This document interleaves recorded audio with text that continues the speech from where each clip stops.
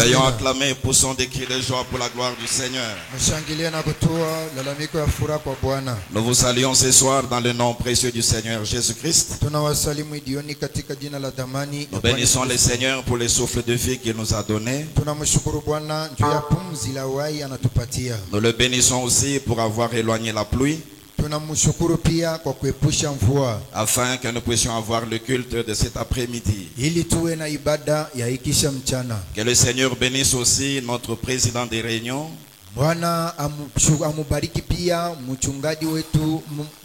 pour l'effort de venir et d'enseigner des nouveaux cantiques à l'église. Vous savez, le prophète a déclaré dans ce message que les gens chantent des cantiques mondains parce qu'on ne leur a pas appris ces vieux cantiques que nous avons ici. C'est pourquoi nous exhortons chacun de nous à donner de l'importance à ce programme. C'est toujours important de venir à l'église un peu avant,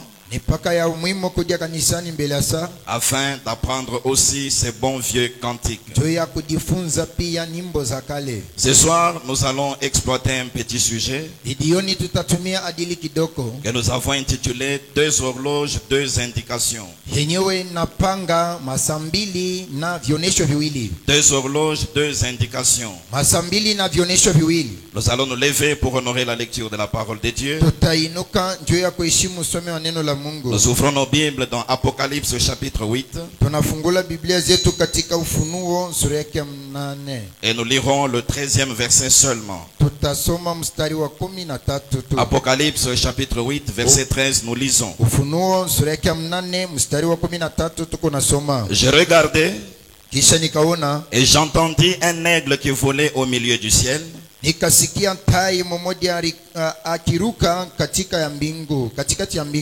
disant d'une voix forte: malheur, malheur, malheur aux habitants de la terre, à cause des autres sons de la trompette des trois anges qui vont sonner.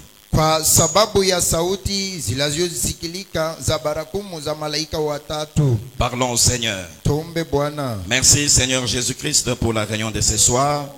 Merci pour la parole que nous venons de lire. Puisses-tu maintenant nous en donner le contexte? Au nom du Seigneur Jésus-Christ. Amen. Amina. Veuillez vous asseoir. Et le Seigneur ajoute des bénédictions à la lecture de sa parole. Il y a un peu plus de 2 semaines, c'était le mardi 24 janvier 2023,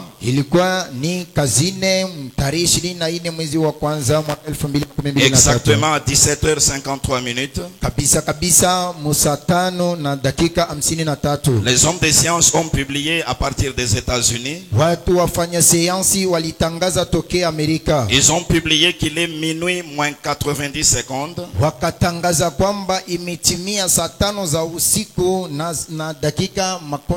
C'est-à-dire 23h58 minutes 30 secondes sur l'horloge scientifique. Cette horloge scientifique qu'on appelle aussi l'horloge de l'Apocalypse. En d'autres termes, cela veut simplement dire que selon les hommes des sciences, il reste 90 secondes avant la fin ou la destruction du monde. Et cela a été relayé par les médias internationaux. Cela s'est retrouvé dans les réseaux sociaux et un peu partout. Et nous avons assisté à l'agitation que cela a amené dans le monde et même au milieu des frères. Mais lorsque nous voyons la manière dont quelquefois nous réagissons face à ces choses, cela nous amène toujours à regarder dans la parole prophétique, parce que les événements modernes ont toujours été rendus clairs par la prophétie. Et lorsque nous avons jeté un coup d'œil dans les Saintes Écritures, nous avons trouvé que le prophète lui aussi a parlé de l'horloge scientifique ou de l'horloge de l'Apocalypse. Il a aussi parlé de l'heure que cette horloge indique. Mais en plus de cela, il a aussi parlé de la grande horloge de Dieu et de son indication. C'est pourquoi ce soir nous prenons ce petit sujet que nous avons donc intitulé deux horloges, deux indications. Et ici nous voulons en principe saisir quatre petites choses. Premièrement, il faudra que nous puissions comprendre comment en est-on arrivé à avoir une telle horloge dans le monde. Deuxièmement, nous dirons un mot sur son indication au fil des années. Ensuite, nous reviendrons à la grande horloge de Dieu et nous parlerons de son indication. Et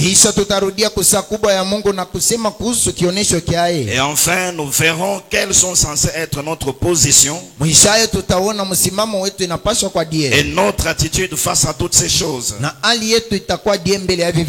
Deux horloges, deux indications.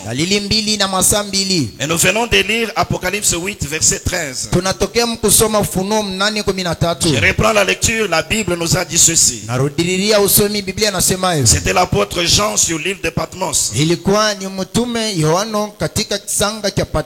Je regardais, j'entendis un aigle qui volait au milieu du ciel, disant d'une voix forte: malheur, malheur, malheur aux habitants de la terre, à cause des autres sons de la trompette des trois anges qui vont sonner. Nous pouvons nous reconnaître heureux en ces temps de la fin, parce que Dieu nous a envoyé un prophète avec l'interprétation de la Bible. Et donc lorsque nous lisons des passages comme celui-ci, nous n'avons pas besoin de nous débrouiller pour avoir une certaine compréhension. Quand nous revenons à l'enseignement du prophète, il nous a enseigné que l'Apocalypse c'est un livre de symboles. Et donc chaque chose dont il est parlé dans l'Apocalypse ne doit pas être comprise de façon littérale. Mais il faut que le prophète lui-même nous en donne l'interprétation. Remarquez que dans ce passage de l'écriture, il est parlé d'un aigle qui volait au milieu du ciel. Or, dans l'interprétation du prophète, un aigle a toujours été un prophète. Cet aigle volait au milieu du ciel. Selon le prophète, le ciel consiste en la parole. Et quand cet aigle vole au milieu du ciel, c'est un prophète qui marche au milieu du chemin. Il n'est pas dans les extrémités par rapport à sa doctrine. Mais il prend toute la parole, il la rassemble et il marche au milieu du chemin. Il est parlé du son de la trompette. Le prophète dit que la trompette annonce toujours une guerre. Et si vous regardez au milieu de ce texte, il a crié 3 fois malheur. Malheur, malheur, malheur aux habitants de la terre. Ceci ne vient pas d'un hasard. 3 fois malheur dans ce passage de l'écriture montre que 3 malheurs devaient s'abattre sur la terre. 3 malheurs successifs qui devaient venir sur la terre. Et maintenant quittons Apocalypse 8. Allons dans 9 au verset 12. La Bible dit ceci. Le premier malheur est passé. Voici, il vient encore 2 malheurs après cela. C'est que ce n'était pas une simple exclamation, mais c'était 3 malheurs successifs qui allaient venir sur la terre. Le premier malheur devait passer et 2 autres malheurs devaient venir après cela. Alors chapitre 11 verset 14. Le second malheur est passé.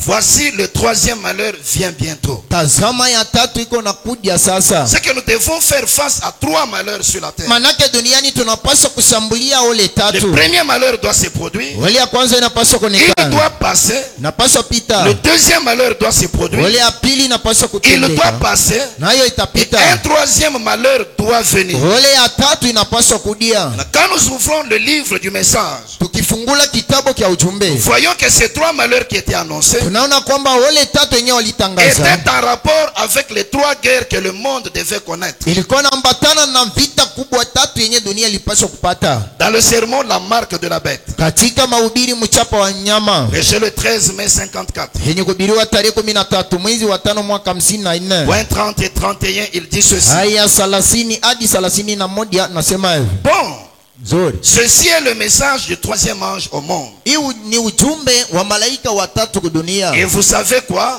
Mnajua Le message du troisième ange est apporté maintenant, ujumbe wa malaika watatu imepewa sasa en ce jour-ci. kwa hii masiku. C'est maintenant le vol du troisième ange avec son message. Ni sasa kuruka kwa malaika watatu na ujumbe wake. Si vous êtes un lecteur de la Bible, Kama wewe unasomaka Biblia, il y a eu trois malheurs qui l'ont suivi. kukawa maole tatu zilifatana. Le premier s'est produit lors de la première guerre mondiale. Ya kwanza ilitendeka wakati wa vita ya kwanza ya dunia. Le deuxième s'est produit lors de la deuxième guerre Ya mondiale. pili ilitendeka wakati wa vita ya ulimwengu ya pili. Vous voyez dans quoi nous entrons maintenant. Mnaona ni wapi tuko naingia sasa? Très bien. Vizuri. Nous sommes au bout du chemin. Tuko kumwisho wa ndia. Lorsque l'apôtre Jean dans l'île de Patmos Wakati mtume Yohana katika a kisara entendu cha cet Patmo aigle crier, alisikia huyu tai kulia, il a entendu malheur trois fois. akasikia wale mara tatu. Et quand l'interprète divin de la parole arrive, Wakati mtafsiri wa kimungu wa neno il anakudia, montre que ces trois malheurs qui ont suivi, là, anaonesha sema hii wale tatu que le zilifatana. premier s'est produit lors de la première guerre Asema ya mondiale. kwanza ilitendeka wakati wa vita ya kwanza ya ulimwengu. Et l'histoire nous a enseigné la première guerre mondiale. Historia ilitufundisha vita ya ulimwengu ya Elle a kwanza. commencé le 28 juin 1914. Ilianza tarehe 28 mwezi wa 6 mwaka Elle a wa pris fin 14. le 11 novembre 1918 à 11h11. Ilimalizika tarehe 11 mwezi wa 11 mwaka C'était lors de 18. la première guerre mondiale Ilikuwa ni kadiri vita ya que ulimwengu le ya premier kwanza. malheur d'Apocalypse 8 s'était produit. Kwenye ole ya kwanza ya Ufunuo 8 ilitendeka. Il fallait qu'il y ait une deuxième guerre mondiale. Ilipendeza kuwa vita ya ulimwengu Parce que ya le pili. deuxième malheur devait se produire. Kwa sababu ole ya pili ilipaswa Et la kutendeka. deuxième guerre mondiale Na vita ya pili ya avait ulimwengu commencé le 1er septembre 1937. ilianza tarehe kwanza mwezi wa 9 mwaka 35. 1er septembre 1939.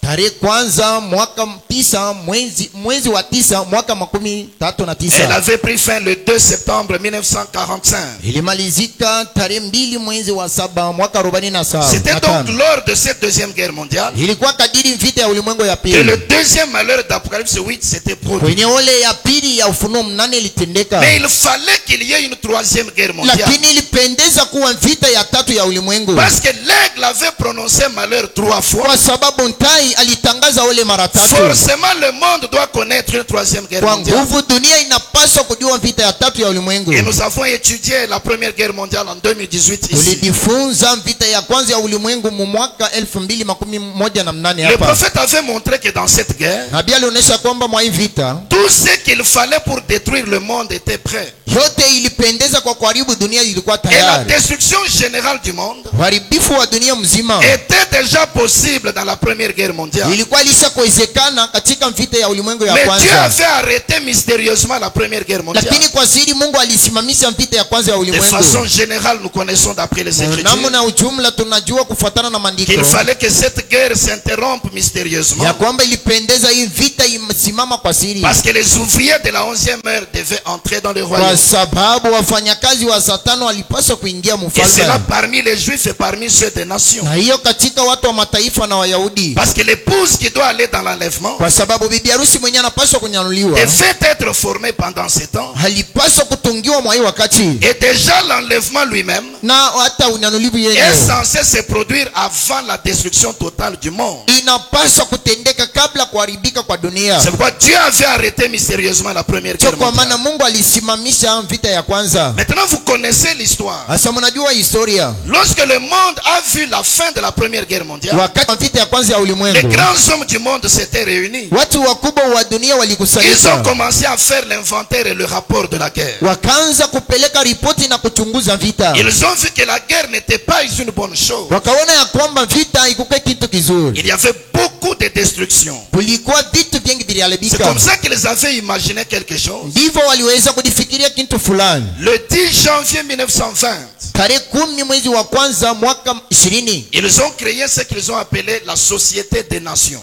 wakatengeneza kilichoitwa kiwanda cha mataifa. Et cette Société des Nations Hii kiwanda cha mataifa avait pour but de garder le monde entier en paix ilikuwa na sababu ya kuchunga dunia mzima et katika amani d'empêcher la survenue d'une autre guerre na mondiale. kuzuria kuja kwa vita ingine ya ulimwengu. Ça, ce n'était que la pensée charnelle de l'homme. Hii ilikuwa ni wazo ya mwanadamu. Ils se sont réunis. Ils ont Wakakusanyika, dit faisons quelque chose. kasema tufanyeni kitu La fulani. Société des Nations. Kiwanda cha Comme mataifa. ça, le monde sera en paix. Sasa dunia itakuwa Et il n'y mwamani aura plus d'autres guerres na mondiales. hakutakuwa tena vita ingine ya Que ulimwengu. les hommes fassent ce qu'ils veulent. Watu wafanye kenye Mais la wanataka, parole du Seigneur s'accomplira. lakini neno lake Bwana litakapotimilika. C'est quoi, quels que soient les efforts qu'ils pouvaient fournir, Sio kwa maana aizuru nguvu walipaswa kuchua. cette société des nations ne pouvait pas atteindre ses Kiwanda objectifs. cha mataifa akitafikia lengo zake. Et je puis présenter deux raisons à cet échec. Naweza kuwaonesha masababu mbili. La première raison de l'échec, Sababu ya kwanza ya kushindwa c'était que dans Apocalypse 8, ilikuwa ya kwamba katika Ufunuo 8 l'aigle avait prononcé 3 fois le malheur. alisema mara 3 ole.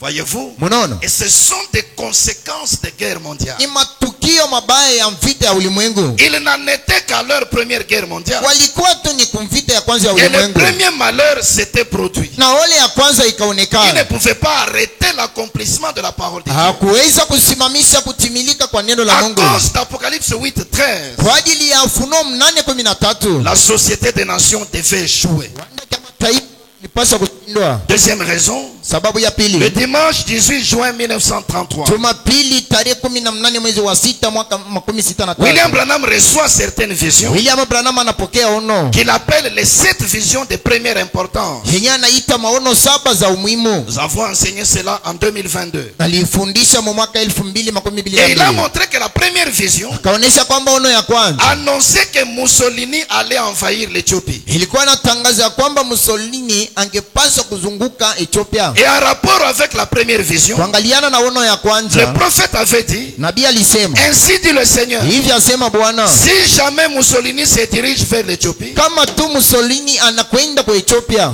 inscrivez ceci, andikeni hii, il n'y aura plus jamais de paix dans le monde hakutakuwa kamwe amani kudunia jusqu'à ce que Jésus vienne. mpaka na pale Yesu atakudia. Et au bout de quelques années, Mussolini s'était dirigé en Éthiopie. Mwisho wa miaka fulani Mussolini akaenda kwa Ethiopia. C'est ainsi dit le Seigneur ne pouvait pas rater. Hivi aseme Bwana haikuwezi kushindwa. Et il ne devait plus jamais y avoir de paix sur la terre. Hakupaswa kuwa tena amani kudunia. C'est là encore une raison de l'échec de la société de nations. So sababu ingine ya kushindwa kwa kiwanda cha mataifa Non seulement la première vision, haiko paka ono ya mais la kwanza, deuxième vision annoncée lakini ono ya pili yenye qu'un anatangaza, Autrichien du nom d'Adolf Hitler anasema Adolf Hitler allait s'élever angepaswa kusimama et devenir le dictateur de l'Allemagne. na kuwa mtu mkali wa Et Almanya. le prophète avait dit ainsi dit le Seigneur, Nabii alisema hivi, asema Bwana il entraînera le monde entier dans la guerre. ataingiza dunia mzima mvita. Cela annonçait la venue de la deuxième guerre mondiale. Ile ilikuwa inatangaza kuja kwa vita ya pili ya Là ulimwengu. aussi nous avons une raison Kule kunako tena qui sababu devait produire l'échec de la société des nations. yenye ilipaswa kuleta kushindwa kwa mataifa, Et mkusanyiko wa toutes ces mataifa. visions du prophète sont accomplies. Nous avons eu l'enseignement. Maono yote ya nabii ilitimilika, tulisha On ne kujifunza. pouvait plus avoir de paix sur la terre. Hatukuwezi kuwa tena na amani duniani. Une autre guerre mondiale devait venir. Vita ingine ya dunia ilipaswa kudia. C'est comme ça qu'ils ont eu la deuxième guerre mondiale. Ndivyo kukawa vita ya pili ya ulimwengu. Depuis le 1er septembre 1939 Tokea tarehe kwanza mwezi wa 9 mwaka 1939 jusqu'au 2 septembre 1945. hadi tarehe 2 mwezi wa 9 mwaka 45. Quand ils ont vu se produire la deuxième guerre mondiale, Wakiona kutendeka kwa vita ya pili ya ulimwengu, eux-mêmes se se sont dit la société des nations a échoué. wenyewe wakasema hii kiwanda cha mataifa kimeshindwa, Parce qu'elle n'a pas su garder le monde en paix. kwa sababu walishindwa kuchunga dunia Elle n'a mwamani, pas su non plus empêcher une deuxième guerre mondiale. walishindwa tena kuzuria vita ya pili ya Et ulimwengu. par conséquent, sa charte était devenue obsolète. Kwa hivi sasa waliweza kushindwa, C'est comme ça qu'il l'avait dissoute. ndivyo wakamua Le 20 avril 1946. tarehe 20 mwezi wa 4 mwaka Et à 46. cette date-là, il l'avait remplacé Mwa hii dadi ukarudisha, par une autre structure wakarudisha hapo ngundi ingine que nous appelons l'ONU, yenyewe tunaita de ONU, l'Organisation des Nations Unies. tengenezo ya Amerika. Ils avaient déjà mis en place Walikuwa balisha kuipanga le 24 octobre 1945. tarehe 24 mwezi wa 10 mwaka Et 45. même quand vous étudiez le message, Hata ukijifunza ujumbe, le prophète dit, nabii anasema de même que la société des nations a été un échec, vile vile na kiwanda cha mataifa kimeshindwa, l'ONU le sera aussi. ONU naye atashindwa. Voyez-vous? Unaona, Parce que la prophétie en rapport avec Mussolini kwa sababu nabii kuangaliana na Usoloni disait qu'une fois qu'il allait se diriger vers l'Éthiopie, kwa nasema mara tu akiendea Ethiopia il n'allait plus jamais y avoir de paix sur la terre. hakupaswa kuya tena amani kudunia. Je voyais vos missions de l'ONU comme vous le voulez. So kwa maana muwe na makazi yenu ya ONU William jinsi Branham mnataka. est un vrai prophète. William Branham alikuwa nabii wa Toutes kweli. ces missions ne réussiront Hii jamais. makazi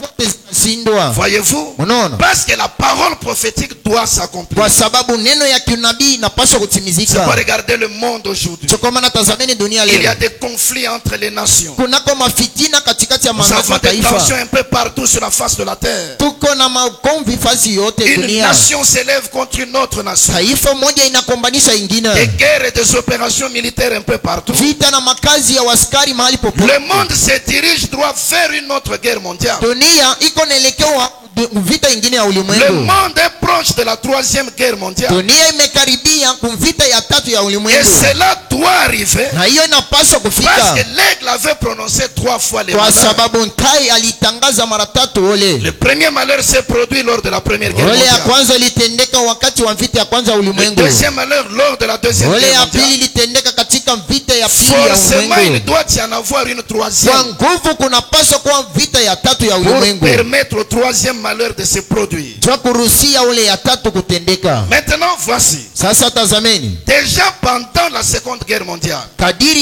hii vita ya pili ya ulimwengu, comme tous les blocs qui étaient en guerre voulaient chacun vaincre, jinsi watu wote walikuwa nakombana, kila mtu alitaka c'est kushinda, comme ça qu'il y avait une course à l'invention dans l'armement. ndivyo walikuwa na mdamana mkuongeza waskari. Et les hommes de science s'étaient réunis dans les différentes nations. Wafanya sayansi wakakusanyika katika Les mataifa premiers tofauti. avaient mis au point la bombe atomique. Wa kwanza waliweza kuleta chembe ya kombora, Ils ont inventé beaucoup d'autres armes à destruction massive. wakatunga masila zingine za kuharibu nayo. Il est vrai qu'au 2 septembre 45, la deuxième guerre mondiale s'était arrêtée. Ni kweli tarehe ya pili mwezi wa 9 mwaka 49 mwezi vita ya pili Mais quand ikasimama. la guerre s'était arrêtée, Wakati wa kusimama kwa vita, toutes ces nations avaient des bombes atomiques dans leur hangar. mataifa yote ilikuwa na machembe ya kombora. C'est comme ça qu'une autre guerre avait été introduite. Ndivyo vita ingine iliingizwa Ce qu'on appelle la guerre froide. yenye kuitiwa vita katika ya chini chini. C'était une guerre qui existait, Ilikuwa ni vita yenye ilikuwa mais hapo, qui n'était pas ouverte et brillante sur les champs de bataille. lakini hakuwa naonekana katika kiwanja cha Mais vita, c'était une guerre de la peur et de la crainte lakini ilikuwa ni vita ya woga entre les deux grands blocs qui existent dans le monde. katikati ya makundi mbili kubwa yenye kwa Voyez-vous, le dunia, bloc des États-Unis avec leurs alliés, kundi ya Amerika na wenye kutumika pamoja le nayo, bloc de l'URSS, aujourd'hui la Russie avec ses alliés. Rusi na wenye kumsindikiza. Une autre guerre avait été introduite, Vita ingine ikaingizwa ce qu'on appelle donc la guerre froide. yenye kuitiwa vita ya chini chini. Maintenant, en 1947, Sasa mu mwaka 47, peu de temps après le début de cette guerre froide, baada ya muda mfupi toka vita ya chini les chini, scientifiques avaient compris wafanya sayansi qu'une wakaelewa autre guerre est sur le point d'être introduite. ya kwamba vita ingine ya ulimwengu inapaswa Ils kuanzishwa. sentaient la pression de la troisième guerre mondiale. Walikuwa nasikia mkazo wa vita ya tatu ya Et ulimwengu, ils ont compris que cette troisième guerre mondiale wakaelewa ya kwamba hii vita ya tatu ya n'allait ulimwengu pas durer longtemps. haitakawia. Ils ont dit environ 3 minutes seulement Wakasema karibu na dakika et le tatu monde entier sera détruit. na dunia mzima itabomolewa, Parce que ça sera une guerre nucléaire. kwa sababu itakuwa ni ukomvi ya kukombania hewani. C'est comme ça que chaque fois qu'il y avait des tensions entre les nations, Hivyo wakati wote kulikuwa joto katikati ya ils mataifa, tremblaient pensant que la troisième guerre mondiale allait commencer. walikuwa na tetemeka mkuwaza kwamba vita ya tatu ya ulimwengu ilipaswa C'est comme ça kufika. qu'en 1947, Ndivyo mu mwaka 47 ils ont imaginé quelque chose wakajifikiria kitu fulani qu'on appelle horloge de la fin du monde. kenye wanaita dunia ya mwisho wa Horloge de la fin saa du ya monde. mwisho wa dunia, Ou encore l'horloge de l'apocalypse. au tena saa ya ufunuo. C'est une horloge conceptuelle Ni mise saa à jour régulièrement yenye beko natengeneza kila siku depuis 1947 tokea mwaka par 47. ces scientifiques de l'armement atomique des États-Unis qui l'avaient créé. Ni huyu mfanya sayansi wa Amerika aliweza kuitunga. On peut voir les images. Tunaweza kuona Et picha sur cette horloge, kwa isa minuit est là. pa hapa saa 5 ya usiku iko Et hapa. sur cette horloge, Kwa hii saa, minuit représente ce qu'ils appellent l'apocalypse. hii saa ya usiku inaonekana mfunuo, Ou alors la destruction, le cataclysme qui va détruire le monde. au tena kuharibu kwa dunia. Maintenant, il y a une aiguille centrale qui indique l'heure. Hapa panapo mkuki mrefu yenye mfupi yenye kuonesha saa. Cette aiguille centrale qui indique l'heure. Hii mfupi yenye kuonesha saa. Et il y a cette seconde aiguille qui indique le nombre de minutes et de secondes qui restent avant minuit. Kunako hii mkuki ingine ya mrefu yenye kuonesha madakika. Et cette horloge Isa utilise l'analogie du décompte vers minuit. hiko naonesha kuelekewa saa usiku. Et le but c'est de dénoncer le danger qui pèse sur l'humanité Na sababu ni kuonesha hatari yenye kwa juu ya ulimwengu. du fait des menaces nucléaires qui sont dans le monde, Mtendo ya kushambuliwa na vita des yenye kwa problèmes dunia. écologiques et technologiques dans le monde, Mambo ya kielimu kudunia. et le nombre de minutes qui restent avant minuit Na wingi wa dakika yenye kubaki. est mis à jour après une estimation collégiale. Anaitengeneza kisha kujifikiria fulani. Ce sont des grands hommes de science. Ni wafanya sayansi wakubwa. Et ici en 2023, Hapa mu mwaka parmi eux, il y 2023 a au moins 13 qui ont reçu chacun un prix Nobel en sciences. katikati mwao kunako karibu na 1300 wenye C'est pourquoi nous kupokea. pouvons revenir aux images. Kwa maana tunarudia Vous allez kupicha. voir le décompte depuis 1947. Mtaona kuhesabia tokea 47 mwaka. Et au mois de janvier de chaque année, Mu mwezi wa kwanza wa kila mwaka ils sortent toujours et font la publication du résultat. weko natoka na kutangaza mapato. Ils voient les menaces nucléaires qui sont sur la Terre. Weko naona kushambuliwa Les kwenye kwa problèmes dunia. écologiques qui menacent la Terre. Na mambo ya masuala zenye kushambulia Les dunia. problèmes technologiques qui sont sur la Terre. Yenye ya elimu yenye kupika Quand dunia. ils évaluent ces choses, Bakichunguza hivi vintu. ils voient de combien de secondes nous sommes proches de minuit. Weko naona ni masekondi ngapi inabakia usiku wa Et alors au manane. mois de janvier, ils sortent. Mwezi wa kwanza anatoka. Et ils publient le nombre de minutes et de secondes qui restent. Anatangaza wingi wa masekondi na dakika Dans la suite zilizobaki. des images, vous avez toutes ces choses. Pale pa picha panapo vitu vyote. Maintenant, dans cette année 2023, Asa kwa hii mwaka 2023 nous sommes au 76e décompte de cette horloge. tuko pa sekondi ya 63. Parce que quand vous considérez l'année 1947, Kwa sababu mkiangalia mwaka 47 qui est l'année de la création de cette horloge, yenye kwa mwaka ambamo waliumba hii si saa. vous prenez 47 comme étant la première année, Ukibeba 47 kama mwaka wa quand vous kwanza. arrivez en 2023, Ukifika mu mwaka ça 2023 fait exactement 76 ans. inaleta kabisa miaka 76. Et remarquez une chose, Tazameni kitu moja. en 1947, Mu mwaka 47 quand ils avaient mis au point cette horloge, wakati waliweza kutengeneza hii saa, ils avaient dit qu'il était minuit moins 7. walisema ya kwamba ilikuwa usiku wa manane. Or, c'était la première fois que ce décompte était dévoilé au public. Chapo ilikuwa ni mara ya kwanza hii kuhesabiwa Mais kulionekanishwa kwa déjà, watu. ils ont parlé de 7 minutes. Lakini walisema kuhusu dakika 7. 7 qui signifie la fin dans les mathématiques de la Bible. 7 yenye kumaanisha mwisho mhesabu wa Biblia. Cela montrait que le monde faisait déjà face à sa fin. Ile ilikuwa inaonyesha kwamba dunia ilikuwa inaelekea mwisho. 7 minutes en 47.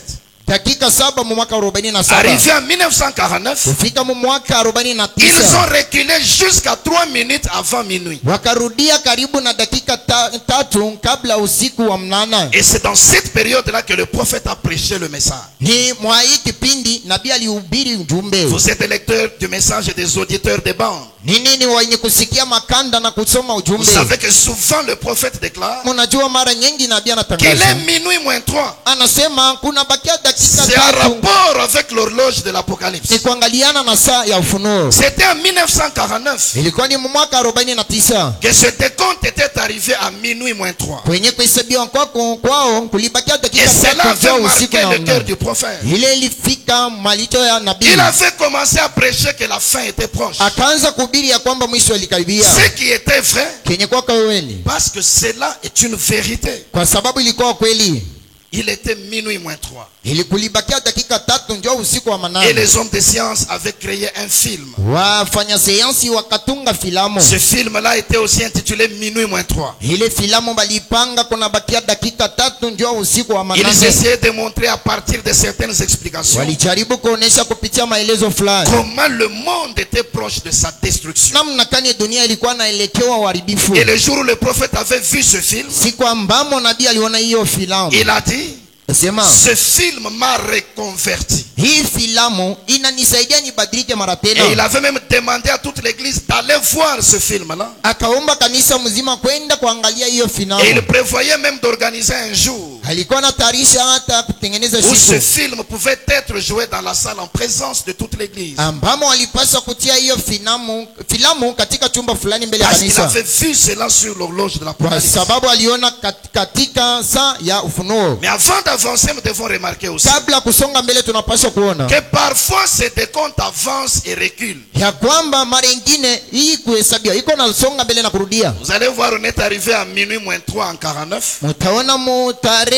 dakika tarehe 49 kulibakia Mais dans dakika 3. certaines années, on est retourné à minuit moins 12. Miaka ingine kulibakia dakika 12 ndio usiku wa manane. Maintenant, quand on est arrivé en 2020, Wakifike mu mwaka 2022 quand ces hommes de science sont sortis wakati wafanya sayansi et walitoka qu'ils ont dévoilé cette horloge scientifique, na kutosha peupe hiyo saa ya kilimo, il était minuit moins 150. kulibakia sekondi 100. Et en 2021, Mu mwaka il était 2021 toujours minuit moins 150.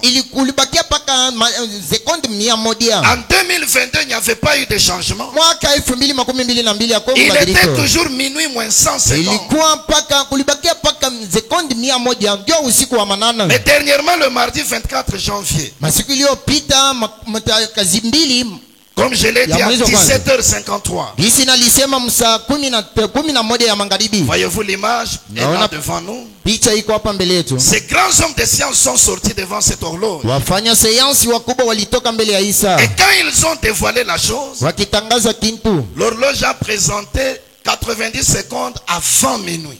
saa ikaonesha masekondi 40 kabla usiku wa manane, Et la présidente de ce groupe, na kuonesha hii kundi qui s'appelle Rachel Bonson, mwenye kuitwa Rachel Bonson, dans sa déclaration, elle a dit ceci. katika tamko yake akasema hivi: Nous vivons à une époque de danger sans précédent. tuko naishi mu wakati wa hatari kubwa, Et l'horloge de l'Apocalypse présente cette réalité. na saa ya ufunuo iko naonesha hii ukweli. Avancer l'horaire Kusonga kwa mpambazuko est une décision ni kuamua que nos experts ne prennent pas à la légère. kwenyewe watu wakuu wetu awasiibeule, Le gouvernement américain, na hata serikali ya Amerika ses alliés de l'OTAN et l'Ukraine wenye kutumika pamoja naye na Ukraine ont à leur disposition une multitude de canaux de dialogue. weko na manjia nyingi ya mazungumzo. Nous exhortons les dirigeants Tuko na wasubutisha wa uongozi à faire leur maximum juu ya kufanya kazi yao, pour les examiner tous afin de reculer l'horloge. juu ya kuchunguza wote pamoja ili wapate kutengeneza Nous Isa. avançons l'horloge Tuko na songesha Isa, et c'est le plus près qu'elle ait jamais été de minuit.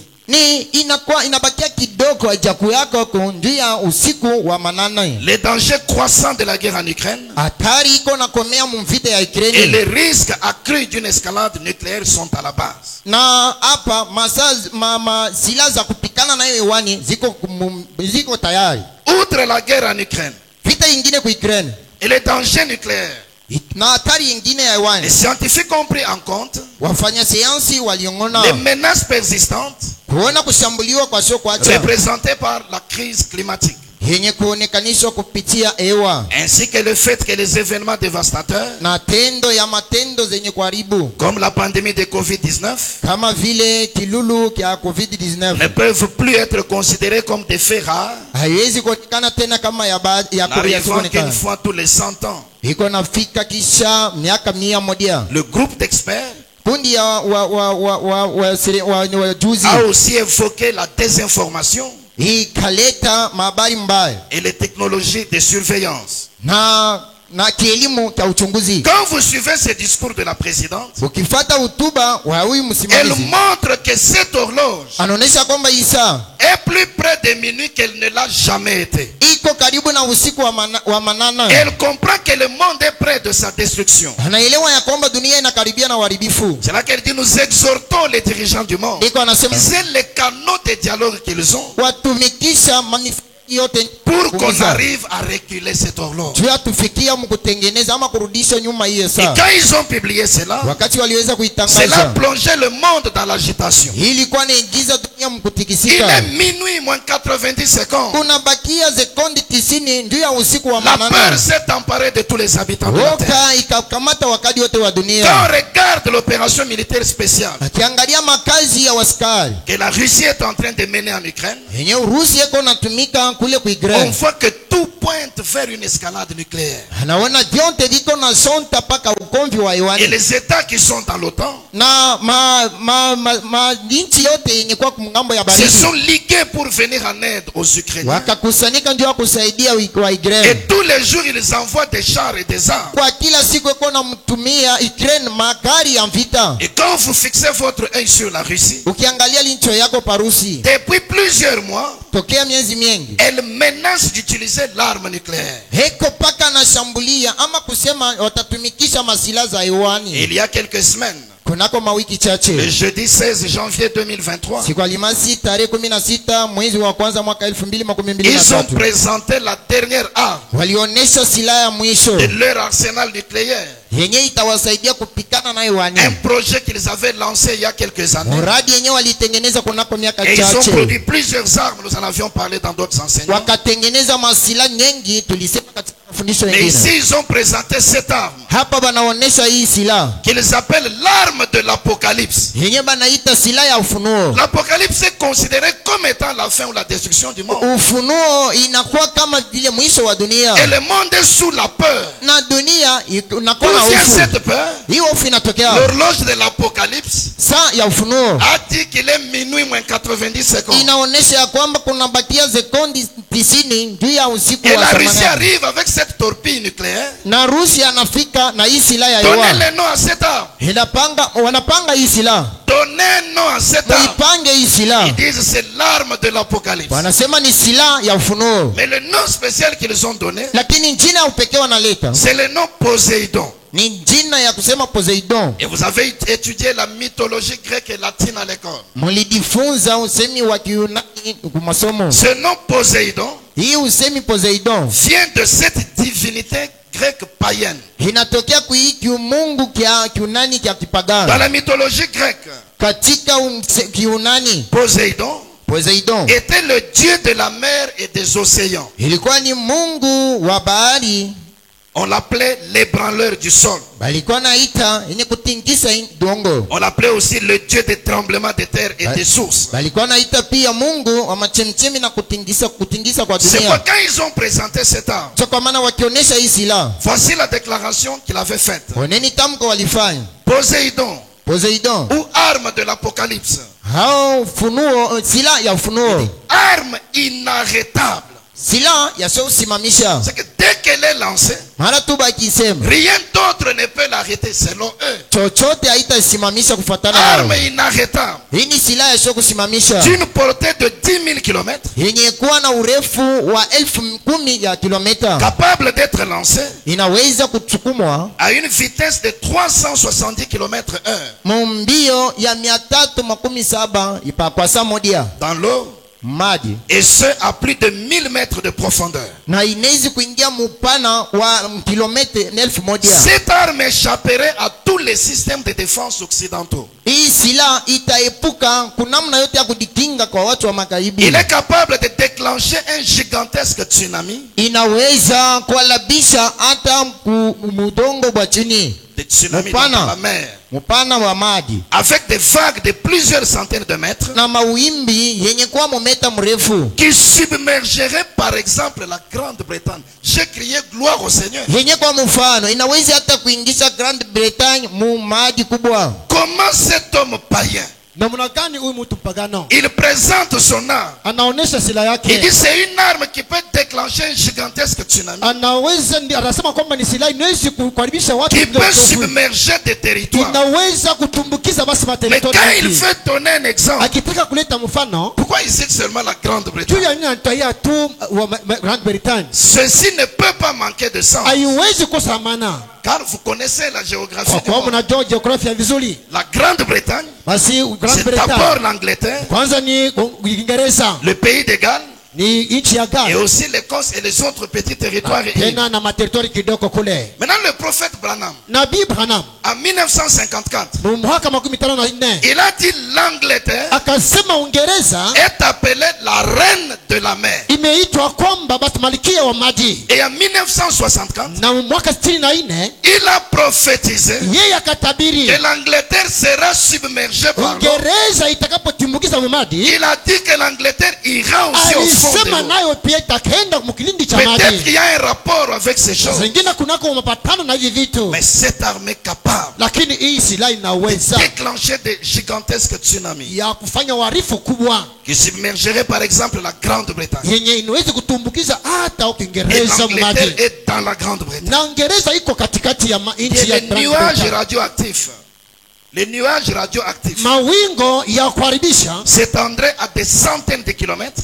ikaingia katika makilomita 100 jusqu'aux côtes de la France. hadi kule ku France. Quand les Français ont entendu ça, Wakati watu wa Ulaya wakasikia le hivyo, même soir ils ont dit, ile magharibi wakasema peut-être ce n'est que de la propagande russe. saa zingine tu ni kudipendelea tu Mais un wanafanya. général américain est venu le même soir. Jemadari moja wa Amerika alikuja ile Il a magharibi, dit cette menace doit être prise au sérieux. akasema hii mashambulio tunapaswa Il a dit kuiangalia. le Poséidon existe réellement Akasema poison wako wa sasa et kweli il est prêt à être lancé.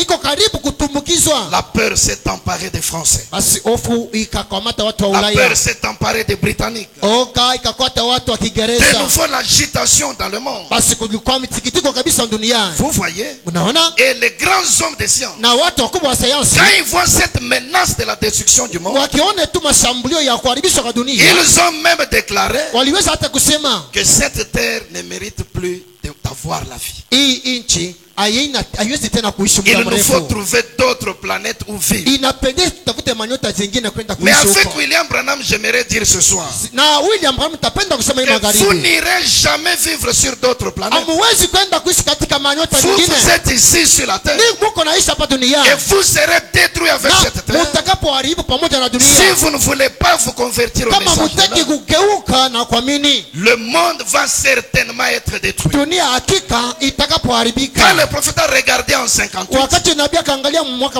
il a dit ce 58 qui se passera, akisema kenye kitakapopita, c'est que l'un des dirigeants russes, yaani moja wa kiongozi kwa Warusi il boira cette boisson appelée vodka à l'excès. atakunywa hii pombe inayoitwa Volcadex. Il a dit dans son ivresse, Akasema muulevi il wake ira par mégarde appuyer sur un bouton. pasipo kujua atakwenda kufinya butoni Et moja. comme ces bombes sont déjà suspendues, Kisi shamba ya kombora iko deja kuachiliwa, le monde va voler en éclats. dunia Mais la itakapolipuka, parole du Seigneur est infaillible. basi maneno ya Bwana haiwezi kushindwa. Cette troisième guerre mondiale va Hii arriver. vita ya mara tatu duniani, Et l'horloge de l'Apocalypse, na saa ya ufunuo minuit moins 90. wa saa 8 kunakosa dakika C'est que dans 30. peu de temps seulement le monde peut voler Muda en éclats. mfupi tu dunia iliwezi kuharibikwa. Les armes nucléaires machembe za kombora. Déjà en 58, Mwaka 58 le prophète dit ainsi dit le Seigneur. anasema hivi, Bwana anasema Les hommes de science watu wa sayansi ont déjà dans leurs mains walishakuwa mikononi mwao ce qu'il faut pour faire sauter ce monde dans une minute. kienye kinapaswa juu ya kulipusha hii dunia katika dakika Et moja. pourtant les armes qu'ils ont aujourd'hui, Japo masila wenye uko nazo leo, les armes qu'ils ont appelées Satan, nous sila en avons parlé, iliyoitwa Satan 2 tulisha les kuiona, missiles Sarmat et les autres, basi maroketi na vitu vingine ce sont des armes ni masila modernes et plus puissantes yenye kuwa na nguvu kabisa que toutes les armes qui existaient du temps du prophète. kuliko masila zote zilikuwa nafanywa wakati ya Quelle est la nabii. chance de survie pour ce monde? Basi ni bahati gani kuishi tena Il duniani? n'y en a aucune. Hakuna bahati. Minuit moins 90 secondes. Samanana kuna kosa tu Ce monde va bientôt voler en éclats. hii dunia itakapolipuka L'horloge de l'Apocalypse indique cela. saa ya ufunuo ilishatuambia. Et gloire soit rendue au Père. Utukufu mwendea Baba. Il n'y a pas que l'horloge apocalyptique. Hakuna mpaka saa ya ufunuo. Il n'y a pas que cette horloge de la science. Hakuna mpaka hii saa ya Le sayansi. Dieu Tout-Puissant a sa grande horloge. Mungu mwenyezi iko na saa Et yake. cette horloge a aussi une indication Na qu'elle donne. hii saa iko na vionesho vyake. L'horloge de la science, Basi hii saa ya qui est kisayansi l'horloge de l'Apocalypse, iliyo saa ya ufunuo son indication, na dalili yayo c'est minuit moins 90 ni secondes. saa manane kunakosa sekunde 90. Et ici, nous allons saisir avec le prophète Hapa tutaelewa na nabii que la grande horloge de Dieu, ya kwamba saa kubwa ya c'est le Mungu message ou la Bible. ni ujumbe wa Mungu au ni ujumbe au Biblia. Et cette horloge de Dieu a aussi son indication. Na hii saa ya Mungu iko na dalili Deux yayo. horloges, deux indications. Basi masaa mbili, dalili mbili. Nous avons regardé sur l'horloge de l'Apocalypse. Tukaangalia saa ya ufunuo. Nous avons vu minuit moins 90 Kaona saa secondes. manane kumekosa sekunde 90. Regardons aussi l'horloge de Dieu. Tuangalie pia saa ya Mungu. Voyons l'indication qu'elle donne. Tuone dalili gani natupatia. Parce que Dieu a son épouse sur la Kwa terre. sababu Mungu kuna bibi harusi yake duniani. Avant que la troisième guerre mondiale Mbele ya vita mara tatu duniani ne kufanyika, détruise complètement le monde, ipate kuharibu kabisa kabisa avant dunia. que ce monde ne soit détruit, Mbele ya hii dunia kuharibu la kabisa, petite épouse du Seigneur s'en ira dans la lèvre. basi bibi harusi wa Bwana atakwenda katika kunyanuliwa. Mais il y a d'un côté l'horloge de l'Apocalypse. Namba moja kunako saa wa ufunuo, Il y a aussi la grande horloge de Dieu. kunako pia saa kubwa ya Mungu. Est-ce que vous aimez le prophète? Eti mnampenda nabii? Prenons le sermon, le compte à rebours. Tusomeni basi mahubiri Ce février 64. tarehe 6 mwezi wa pili mwaka 64 Point 73 à 75. aya makumi saba na tano. Le prophète dit ceci. Nabii anasema hivi, Ces grandes réalisations matendo makubwa ont fait que l'horloge de la science ikafanya kwamba saa ya kielimu soit à un point ifike munukta fulani où ils disent maintenant que c'est seulement ambapo patuambia kwamba kuna wakia tu. l'horloge de la science, Basi saa ya kielimu disent-ils, wanasema indique minuit moins 3. inatuambia kwamba ni sawa manane kumekosa dakika tatu. On a vu ça depuis 49, cette horloge indiquait minuit moins 3. Bakaiona mwaka 49. Hii saa ilikuwa naonesha sawa manane kumekosa dakika tatu. Minuit moins 3. Wasaa manane kumekosa dakika tatu. Ils sont à la fin. Wanafika mwisho, Ils ont trouvé la chose qui les détruira. wana kitu kenye kitapate kuharibu. Ils ont tout trouvé.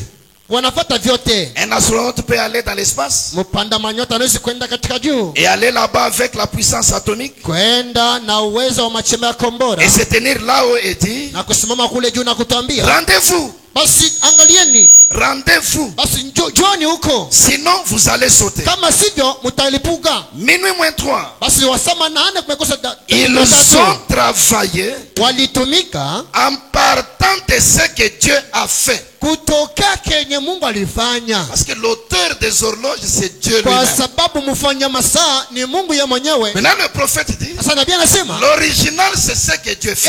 cha kumwanzo ni kenye Mungu alifanya, Mais le diable entre furtivement dans le laboratoire de Dieu. lakini ibilisi anajipenyesha tu mficho katika chumba ya Il ujuzi wa Mungu, tripote ce que Dieu a fait. anaiga kenye Mungu alifanya Et il vient inspirer les hommes de science na anakwenda kuwavuta wafanya pour elimu faire une perversion juu ya kufanya mapinduzi et une imitation de ce qu'il a vu dans les labos na de Dieu. uigaji wenye aliona katika chumba ya utafutishi wa Mungu. C'est que Dieu avait sa grande horloge Mamake Mungu alikuwa na saa yake kubwa qui devait indiquer indiquait la fin du monde. yenye ilipaswa kuonesha mwisho wa dunia. Et le diable a tripoté cela. Ibilisi akaiba hiyo, Il les a amenés à travailler et à produire l'horloge de akawafikisha wafanya elimu kutumika na kutufanyia hii saa ya Ils ont kilimo. travaillé en partant de ce que Dieu a fait. Walitumika kupitia kenye Mungu Ils alishafanya, ont été capables de pervertir. waliweza kupinduza vyote. Au lieu d'essayer d'apporter la vie, Kuliko kujaribu kuleta uzima, ils sont toujours occupés weko natumika à trouver quelque chose pour tuer quelqu'un. kupata kitu fulani kenye kumaliza fulani, Quelque chose qui surpasserait ce qu'a le voisin,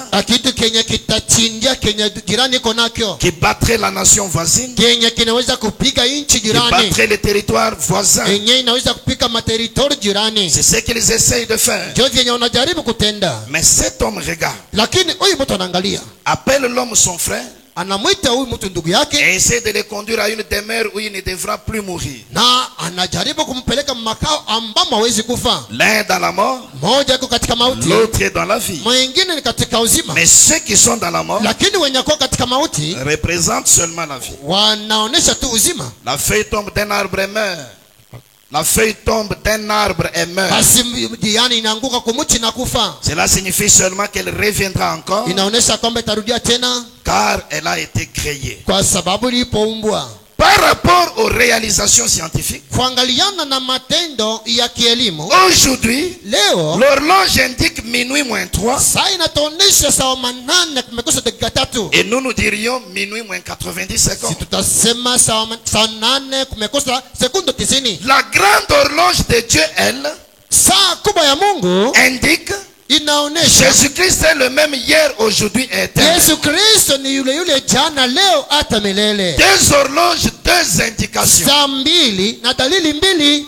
L'horloge de la science Saa ya kielimu indique minuit moins 90 secondes. inatuonesha usiku wa 8 kumekosa sekunde Mais la 90. grande horloge de Dieu, elle, Lakini saa ya Mungu indique inaonesha Jésus-Christ est le même hier, aujourd'hui Yesu éternellement. Kristo ni yule yule jana, leo, hata milele. Nous sommes arrivés. Tulishafika. Les œuvres que je fais, vous les ferez aussi. Matendo nafanyazo nini pia mtakao watenda. Jésus-Christ est le même hier, Yesu aujourd'hui Kristo éternellement. yule yule jana, leo, hata Regardez que le milele. prophète met en relation deux écritures. Angalieni nabii anaunganisha maandiko mbili. Jésus-Christ est le même hier, aujourd'hui éternellement. C'est Hébreux 13:8. Yesu Kristo ni yule yule jana, leo, hata milele, ni Ebrania 13:8. Les œuvres que je fais, vous les ferez aussi. C'est Jean 14:12. Matendo nafanya nani pia mtaifanya, ni Yohana 12:14. Mais sur la grande horloge de Dieu, Asiku saa kubwa ya Mungu, l'indication est claire. dalili iko wazi. Jésus-Christ est le même. Yesu Kristo ni yule Hier, yule aujourd'hui, éternellement. jana, leo, hata Et milele. nous sommes arrivés. Tulishafika. Les œuvres que je fais, vous les ferez aussi. Matendo nafanya nini pia mtakayotenda. Jésus-Christ est le même hier, aujourd'hui, éternellement. Yesu Kristo ni yule yule jana, leo, hata milele. Alors que l'horloge scientifique Hapo saa ya kielimu indique 3 minutes avant la destruction ou 90 inaonesha kwamba secondes. kumekosa dakika 3 dunia kuharibika. L'horloge de Dieu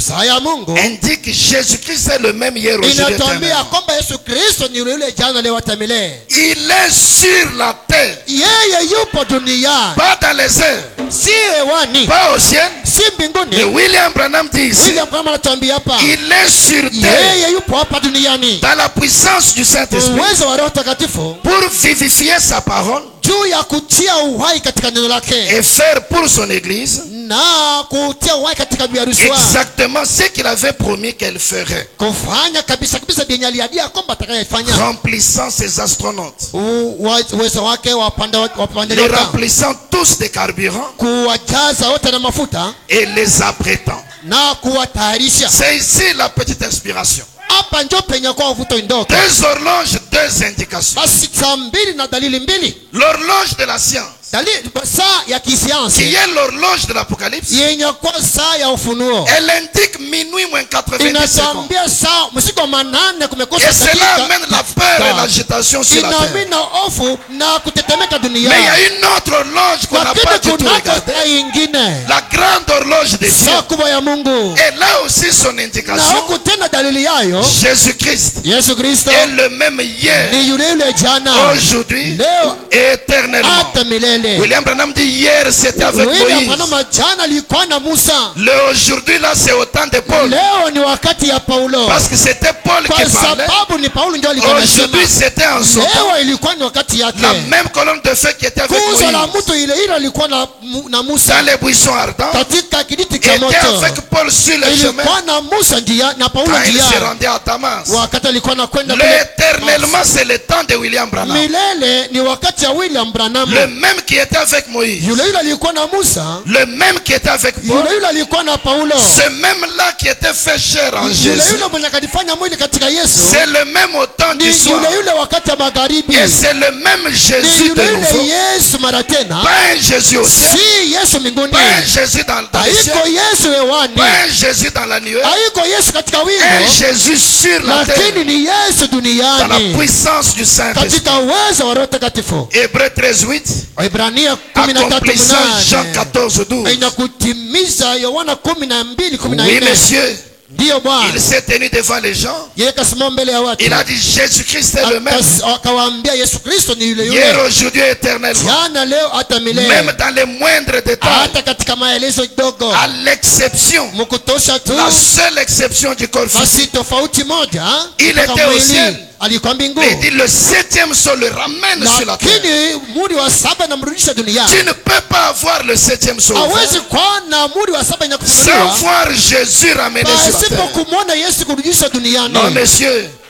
Et au moment de cette venue, ni wakati ya le kuja huko 7e ange devait être sur la malaika wa terre. saba alipaswa kuwa Parce duniani. que c'est lui qui vient Kwa sababu mwenye sous la kuja forme de cet ange. katika umbo ya malaika Il doit saba entrer majestueusement dans le anapaswa 7e ange. kuingia mutukufu katika huyu Et malaika wa cela saba duniani. produit Na ile natupatia Jésus Yesu Kristo sous une forme physique katika umbo ya mwili parmi son peuple. katikati ya watu Et wake. il est un Na prophète. yeye ni nabii. Il dit on ne le reconnaît pas par sa photo. Anasema tuwezi kumtambua kupitia picha Il yake. dit non. Anasema hapana, Aucun artiste ne peut peindre ses traits. hakuna msanii mmoja anaweza kuchora. Il dit même cette photo que vous connaissez là Anasema hata ile picha ne mnaijua reproduit pas parfaitement ce qu'il était. aionyesha tu kabisa kabisa Kenya alikuwa. Parce que personne ne connaît à quoi il ressemblait. hakuna mwenye anajua Kenya alikuwa nafanana naye. D'ailleurs, c'est une peinture. Japo yo ni mpenzi Cela tu. a été peint sur base d'une certaine psychologie. Aliweza kuichora kupitia ufahamu On ne fulani. va pas le reconnaître par les marques de clous. Hatuwezi kumtambua kupitia alama Il za dit misumari. parce que Kwa sababu n'importe quel hypocrite peut faire cela. aizuru mnafiki yoyote anaweza kufanya hiyo. Mais si je m'en vais à l'église, Basi nikienda kanisa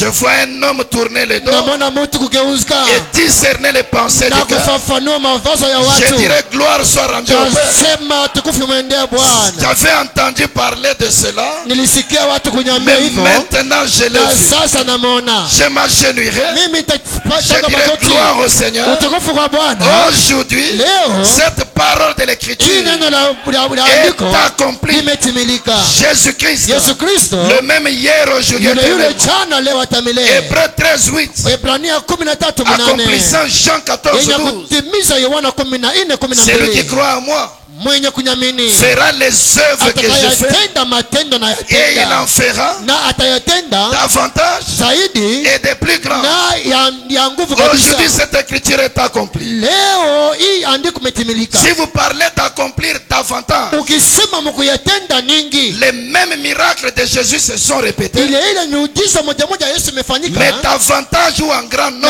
lakini imefanyika nyingi mno. Jésus dans son ministère, Yesu katika huduma lake il n'a ressuscité que 3 personnes. akafufua tu watu watatu. Lazare, Lazaro, la fille de Jairus, yule binti wa Yairo et le fils de la veuve de na Naïn. mwana wa mjane wa Naina. Mais au temps du soir, Wakati ya magharibi vers les années 59, mwaka 59 William Branham dit, William Branham nous anasema avons déjà ici tulishakuwa hapa beaucoup de cas de résurrection, mambo nyingi ya mfufuko, et parmi lesquels na katikati yayo 5 avec les attestations tano na uthibitisho des décès dûment signés par les médecins. ya kifo wanganga walisha kutia sahihi. Pas les faux miracles qu'on voit aujourd'hui, Basi haiko miujiza mais tunaona leo avec une attestation signée par un médecin.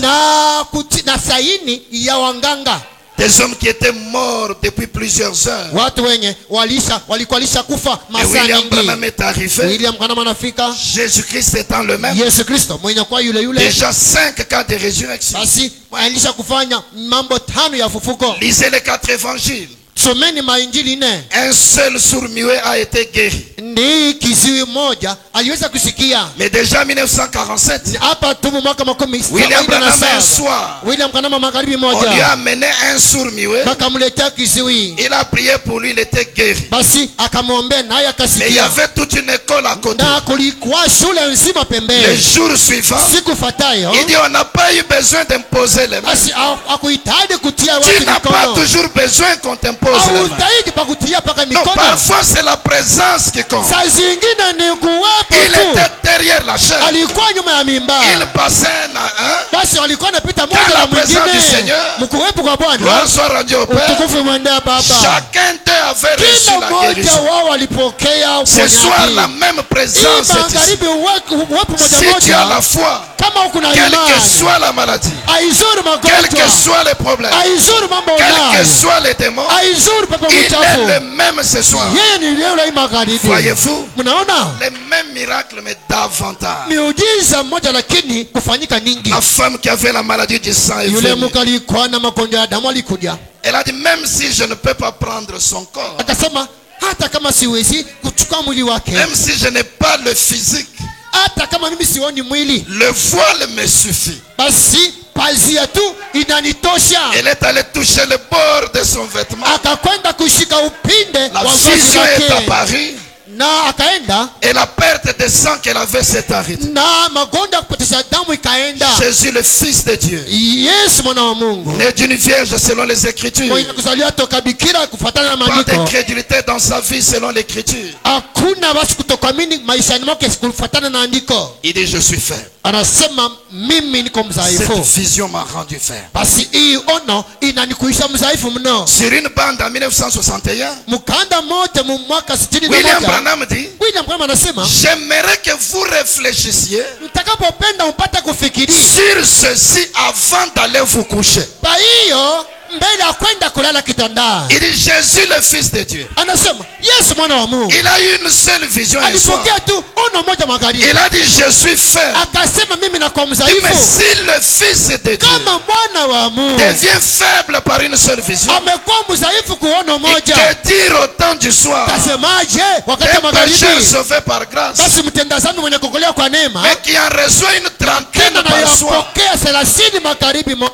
Voyez-vous, Mnaona? peut-être Saa zingine que le corps physique de William Branham mwili wa mnyofu wa William Branham était peut-être plus résistant que celui de Jésus. ilikuwa na nguvu kuishindia ile ya Yesu, Parce qu'il supportait plus de visions kwa que celui. sababu alikuwa navumilia maono nyingi. Qu'en pensez-vous, chers messieurs? Munawazaje bandugu Les zangu? mêmes œuvres, Matendo moja moja, mais davantage. lakini kufanyika nyingi. Étudiez les bandes. Fate nifundeni makanda Depuis 47 jusqu'en 63 au début, tokee mwaka 47 hadi 63 kumwanzo. William Branham disait toujours William kama alikuwa anasema mpaka que les traducteurs ont fait erreur. basi watafsiri walitenda kosa, Parce qu'ils ont dit il en fera de plus grandes, c'est pas bon. kwa sababu walisema atayafanya nyingi, si vizuri. La personne ne peut faire de plus grandes œuvres. Hakuna mtu mwenye anaweza kufanya On a matendo dit, makubwa. remarquez, Jésus le Fils de Dieu a fait tout ce qu'il fallait faire. Angalieni Yesu mwana wa Mungu alifanya yote alipaswa Il a kufanya. ressuscité les morts. Akawafufua wafu, Il a guéri les malades. akawaponya Il a wagonjwa, arrêté la nature. akasimamisha hata Il maumbile, a fait tout ce qu'il fallait faire. akafanya vyote Il tafasali. n'y a pas d'œuvre plus grande. Hakuna matendo kubwa. Au mois d'août Mwezi mnane 1964, mwaka 64, d'abord au mois de janvier 64, mbele mwezi wa le kwanza 12 janvier, il est à Sierra Vista. tarehe 12 eko kule Il prêche Vista, sur Shalom. anahubiri amani. Il dit, est-ce qu'il y a des étrangers ici? Eti hapa panapo watebo Je wageni. veux me rassurer qu'il n'y a pas d'étrangers Nataka ici. kujua kunako wageni katikati Si yetu. tu es étranger ici, ce n'est pas mon Kama problème. uko mgeni ainiangalie mimi. Il a dit, Jésus Akasema Yesu avait parlé, alisema disant qu'aujourd'hui, kusema ya kwamba on leo devait avoir des œuvres plus grandes. tulipaswa kuwa na matendo makubwa. Je vais vous dire quelles sont ces œuvres plus grandes. Tawaambia ni matendo gani makubwa? Mais toi, tu avais dit que personne ne peut faire les plus Unataka grands. kutuambia hakuna mtu atatenda Tu matendo dois makubwa? connaître le langage de Saint Unapaswa Jésus. kujua namna gani nabii anasema. Il dit, si vous regardez Jésus, Mwangalie Yesu vizuri, il n'a jamais créé. ayaumbaka, Mais ce qu'il avait fait, lakini kenye alifanyaka c'est de changer la nature ilikuwa tu kubadilisha de maumbile, quelque chose qui existait déjà. kitu kenye mlitangulia kuumba. Comme dans les noces de Cana, il a changé l'eau en vin. Saa vile mkaramu ya Kanana akabadilisha maji kuwa divai. Ce qu'il pouvait faire, Kenye alipaswa kufanya c'était de multiplier la création. ilikuwa tu kujumilisha Comme les 2 fois où il a maumbile. multiplié les pains et les poissons. Isi, Mais pour ce alikata qui est de samaki. créer directement, Si, ilikuwa nguvu kuumba tu il ghafla. ne l'a jamais fait. Kama ni mambo ya kuumba, Il dit, hajaumba. mais ici au temps du soir, Huko taa ya magharibi là dans les bois, kule il mtoni n'y avait rien pour faire un écureuil. amkukwa chochote kuumba Mais kingi, juste la parole. lakini sauti tu Qu'un écureuil soit, kingi iwe, un écureuil est apparu. kingi kaonekana. Il dit, c'était la même voix de Jéhovah Anasema ilikuwa ni sauti moja moja ya qui Yehova dans Genèse disait yenye ilikuwa nasema mkitabu cha Mwanzo, que la lumière soit et la lumière fut. nuru iwe na nuru ikaonekana. Des œuvres plus grandes, Matendo makubwa mno, mais au temps du soir. lakini wakati ya magharibi. Une femme amène 2 enfants à Jésus. Mke moja anamletea Yesu watoto wawili. C'était une mère Yeye alikuwa ni kina mama, préoccupée par le salut de ses 2 fils. basi alikuwa anashughulikiwa na wokovu ya wavulana wake wawili. La Bible dit la mère des fils de Zébédée. Biblia anasema mama yake wa wana wa Zebedea. Je veux que mes 2 enfants entrent avec toi dans les royaumes. Nataka watoto wangu wawili wapate kupokea L'un wokovu, à ta gauche, l'autre à ta droite. mmoja kulia, mwingine kushoto. Tu demandes une chose difficile.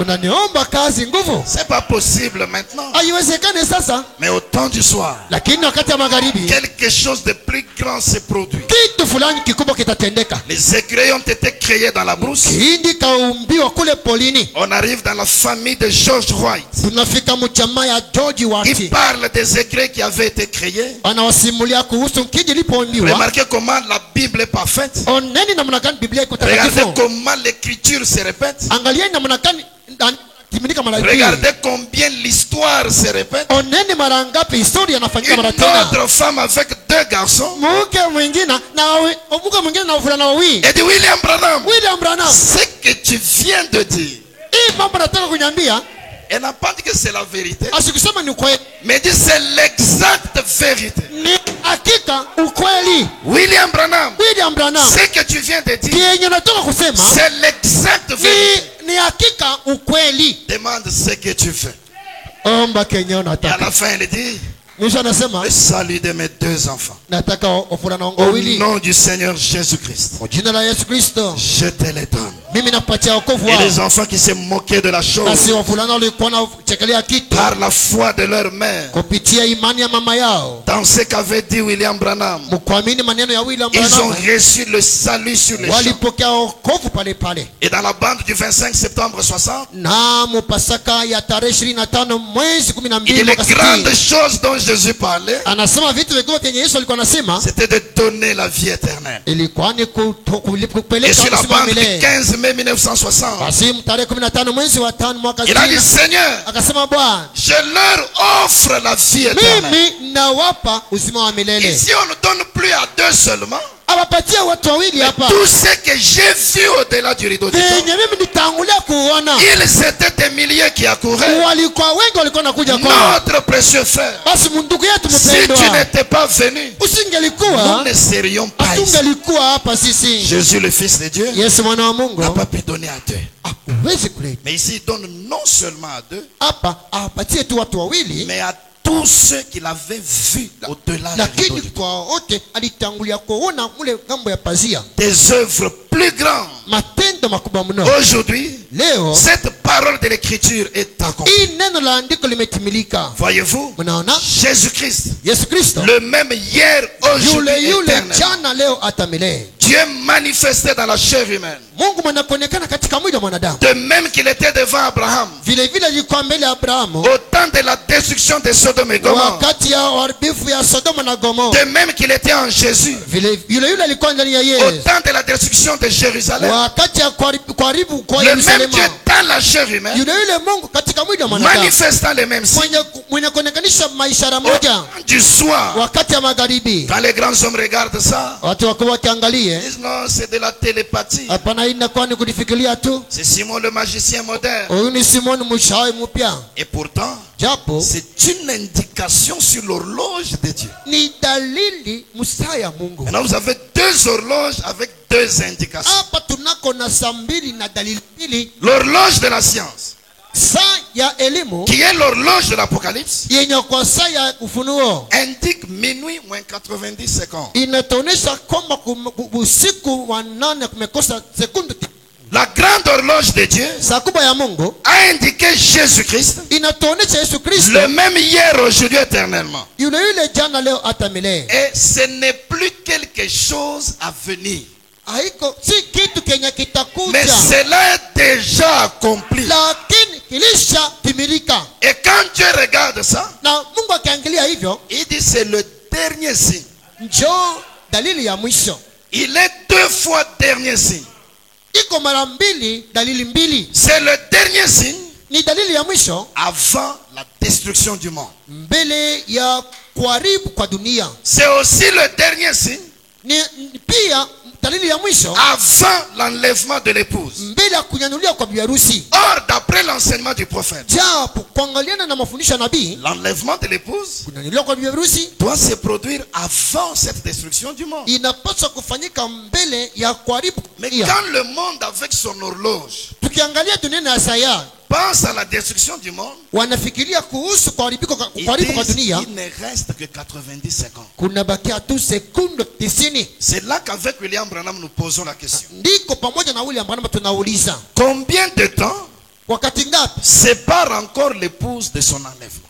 inatenga bibi harusi na kunyanuliwa Si la kwake? destruction du monde Kama kuharibika kwa dunia est tellement proche comme elle l'est, iko karibu vile iko, combien plus mara ngapi sont proches la venue du Seigneur et l'enlèvement de l'épouse? kuja katika mwili kwa Bwana yetu na kunyanyuliwa kwa bibi harusi. Le dernier signe sur l'horloge de Dieu est apparu.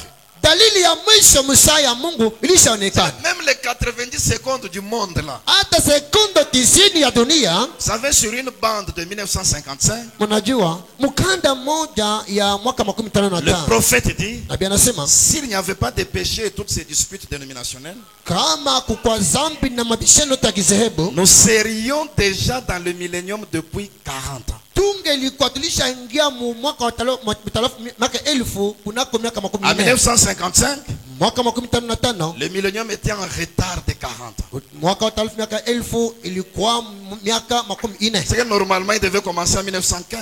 Yani ilipaswa kwanza mu mwaka 15. Or ce millénium-là doit commencer exactement 1260 jours, c'est-à-dire 3 ans et demi après l'enlèvement. Hapo tawala miaka 1000 ilipaswa kwanza tu 1112 mbele ya kwenda kuketi kule miaka 3 na nusu. Cela nous ramène vers 1911 et demi ou 1912. Inaturudisha mu mwaka 11 na nusu au C'est pas 12. après avoir fait cette déclaration, Baada kutamka hii tamko, sur la cassette du jour suivant, kaanda ya siku fuatayo, il dit le temps que Dieu avait prévu pour la venue du Seigneur est déjà passé. anasema wakati wenye Mungu alitayarisha jua kurudia kwa Bwana ilishapita. Ce que nous vivons maintenant, Kenye tunaishi leo c'est un temps d'emprunt. Il a emprunté ça dans un autre temps. ni wakati wanatuongezea, Ou encore un temps de patience, au ni wakati ya uvumilivu, comme les 7 jours du temps de Noé. vile masiku 7 ya wakati wa Noa. Noé est entré dans l'arche, Noa akaingia mais msafina. le déluge n'est pas venu le même jour. Dieu a laissé 7 jours de patience. Gharika ikoanze siku moja, Mungu akaacha masiku 7 ya uvumilivu. Et Dieu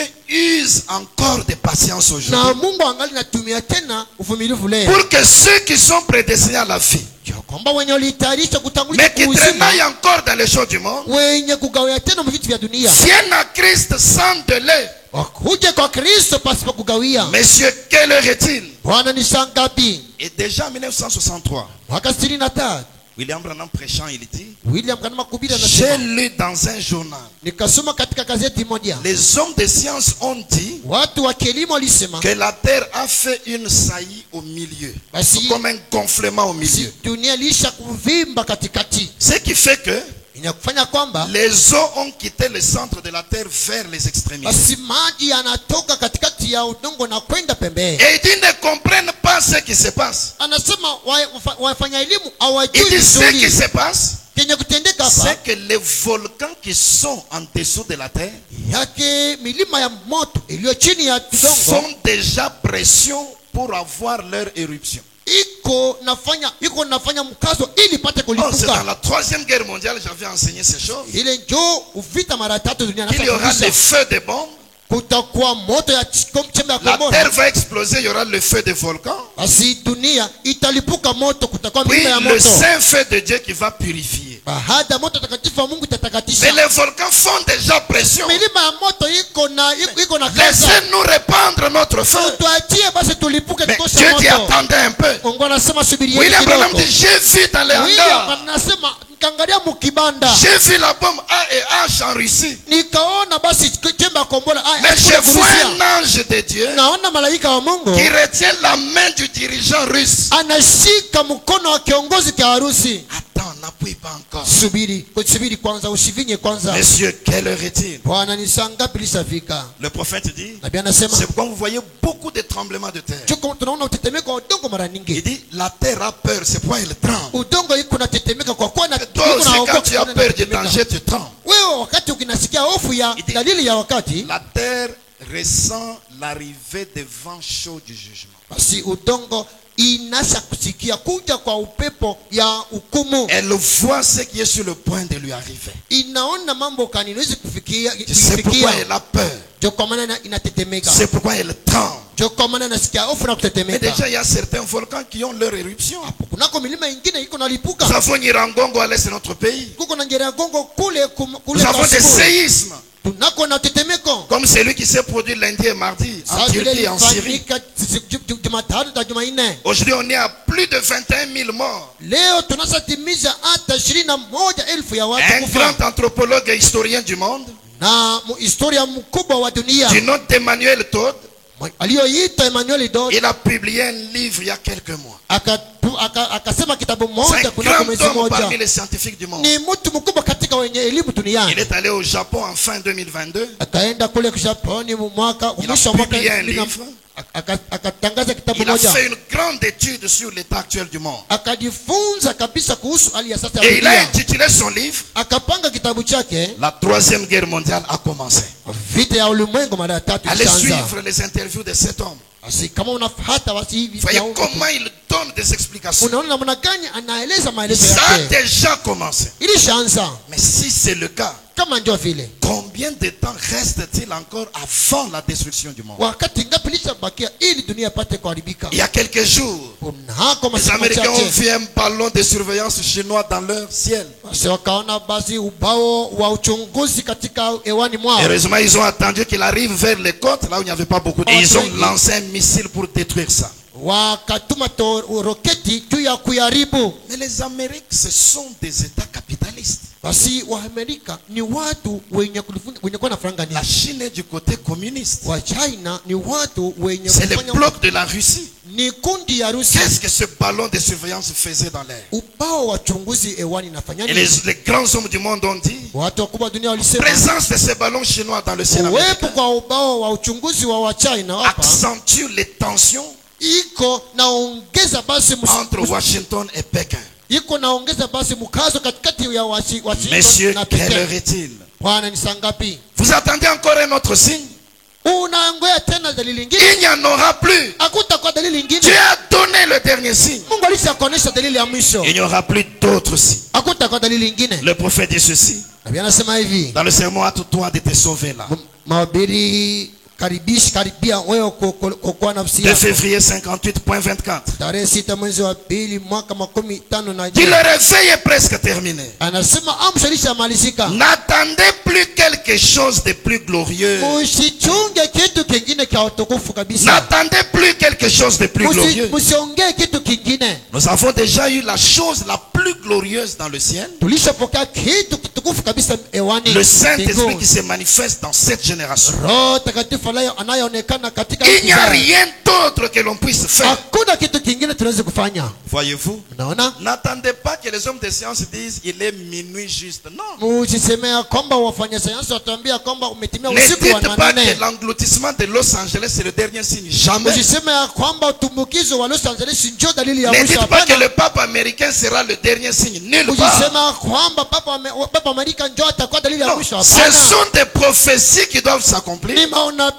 inapaswa kutimilika. Mais ce n'est pas le dernier signe que nous devons attendre. Ile haiko dalili ya mwisho tunapaswa Le kuchunga. dernier signe a déjà été donné. Ionyesha mwisho tulishakupokea. Jésus-Christ le même hier, Yesu aujourd'hui, Kristo éternellement. yule jana leo Le atalele. même Elohim manifesté dans la chair. Elohim moja kuonekana mwili. Tout ce qui te reste, c'est d'être prêt pour le départ. Kinaya kubakilia wewe ni kuwa Il n'y a tayari ya plus safari. d'autres signes à attendre. Hakuna dalili nyingine ya kusubiri. Ce n'est plus le temps de garder rancune, mon frère. Hakuna wakati ya kuchungiana fitina ndugu yangu. Ce n'est plus le temps de garder le péché dans le cœur. Si wakati kulinda dhambi moyoni mwako. Et nous ne devrions pas être pleins de peur à cause de ces choses. Hatuwezi wenye kujazwa na hofu kwa ajili ya Quand le vitu monde haya. dit minuit moins 90 secondes, Tukiambia duniani usiku wa 8 les kumekusa vrais croyants devraient se réjouir.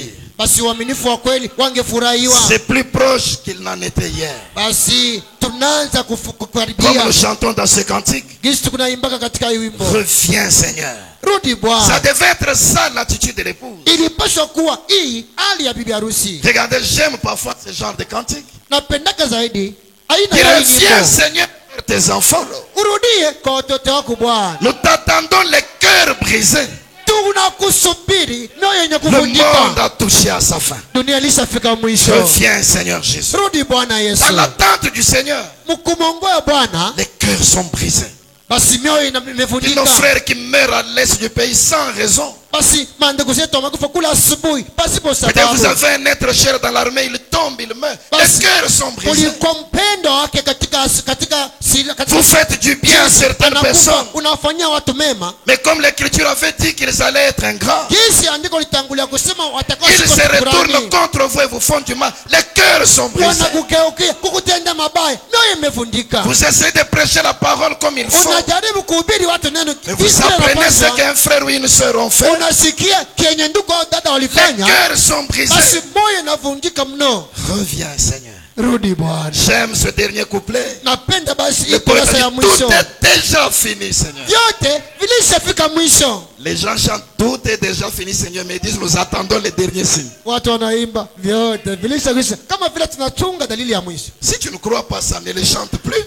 Kama waamini hivi, usiimbe. C'est pourquoi ne chante pas pour chanter. Comprends ce que tu chantes. Usimbe juba naimbaka mkanisa. Elewa vyenye Tout kunaimba. est déjà fini Seigneur. Vyote vilishaisha William Bwana. Branham dit, même les mystères de la Bible, William Branham asema hata masira ils Biblia ont tous été divulgués et manifestés. iko yenye kufunuliwa na kuonekana. Tous les types et toutes les paraboles de la Bible. Mafumbo na mifano yote katika Biblia. Il dit, elles sont manifestées ici devant vous. Anasema zimetimilika na Tout kuonekana hapa est mbele déjà yenu. fini Seigneur. Yote vilishaisha Bwana. Reviens, nous t'attendons. Rudi Nous tunakuongoa te wewe. louons, puissant vainqueur. Basi tunakusifu wewe mshindaji mkuu. Reviens, nous t'attendons. Rudi tunakuongoa wewe. Je termine par cette déclaration du prophète. Namaliza kupitia hii tamko ya Jéhovah nabii. Jireh, troisième partie. Yehova Yire sehemu ya tatu. Prêché le 7 juillet 62. Inakubaliwa tarehe 7 mwezi wa 7 mwaka 62. Point 213 à 217. Il dit Aya ceci. 213 hadi 217. Écoutez,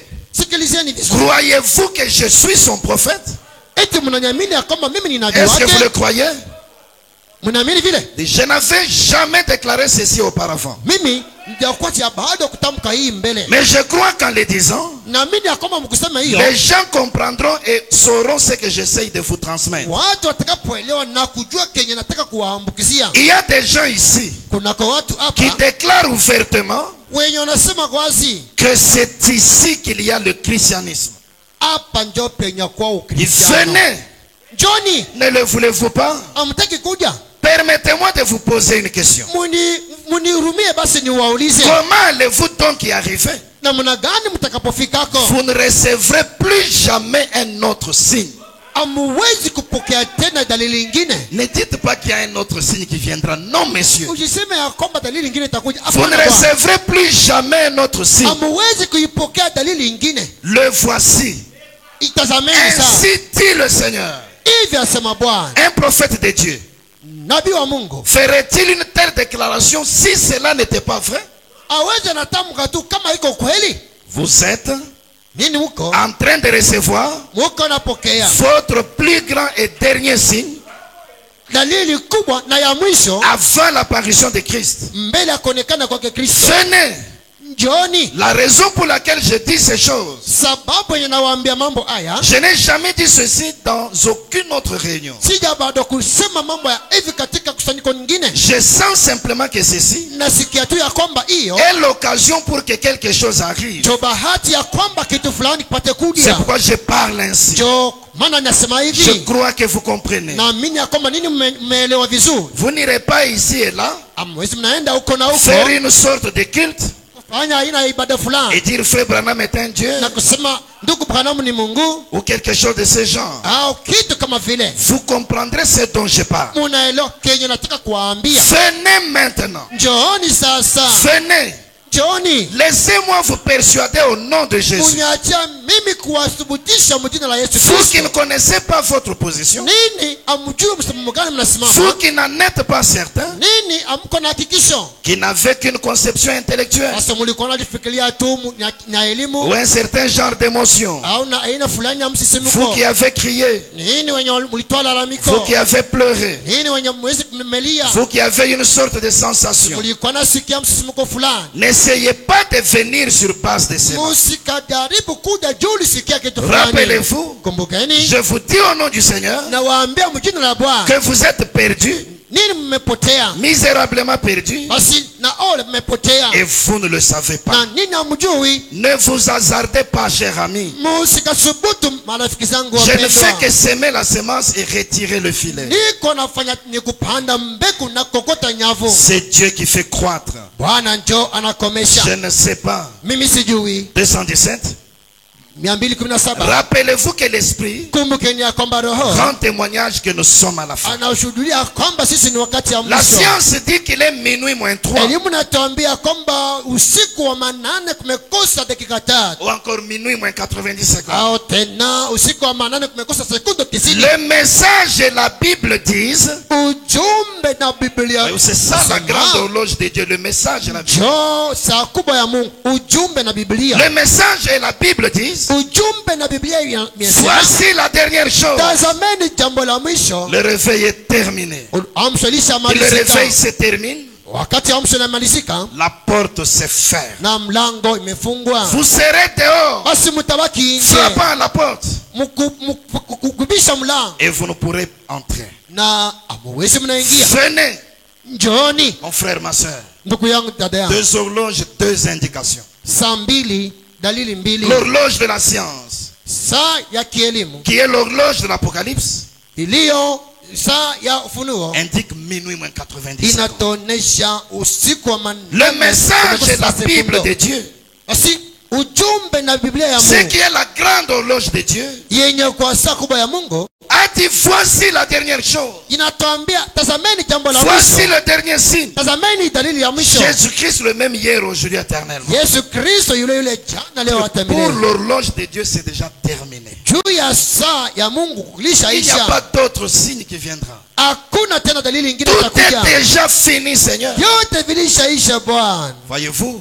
nous Mmeona? vivons dans ce petit temps de patience. Basi tunaishi wakati ndoko ya Ne uvumilivu. peux-tu pas être persuadé par ce message ce soir? Awasi umethibitishwa na hii ujumbe Si wa on est baridi. si proche de la destruction du monde, Kama tumeweka kwa de dunia, combien plus proche ni mara ngapi karibu sommes-nous de la venue du Seigneur et de l'enlèvement? tumekaribia kuja kwa Bwana Yesu na Et toi kunyanuliwa. qui n'as pas encore reçu le véritable Saint-Esprit, Wewe ambaye bado kumpokea Roho Takatifu tu wa te kweli, bases sur les cris que tu as eus, unatia msingi kwa lalamiko sur les pleurs, les émotions et les sensations. kisi ulilia na msisimko fulani. Est-ce que tu as un esprit dans le cœur Eti uko na roho ndani yako qui t'amène à une soumission totale à la parole de Dieu? yenye kukufikisha mutifu kamili wa neno Un la esprit Mungu. qui crée l'amour divin dans ton cœur. Roho mwenye wa kimungu ndani Branham yako. dit pour aimer tout le monde, Branham anasema kuwapenda peu watu wote. importe qui ils sont et ce qu'ils ont fait. Haizuri wa nani na vitu gani Dans walifanya. votre cœur, vous sentez que vous êtes prêt. Moyoni mwako